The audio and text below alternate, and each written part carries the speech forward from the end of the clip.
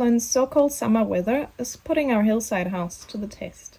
From the wettest winter on record, when we were building our foundations, we've now moved on to breaking Auckland's wettest day on record by nearly double the amount of rain in 24 hours.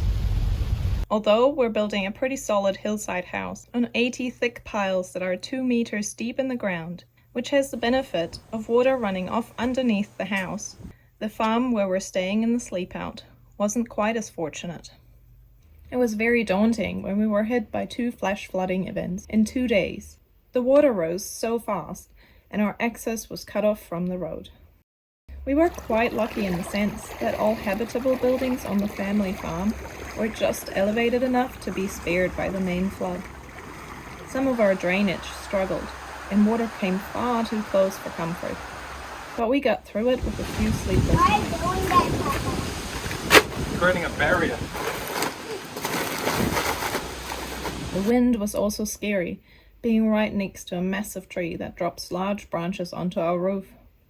The water was rising under our shipping container that stores all our belongings, including lots of our precious memory items.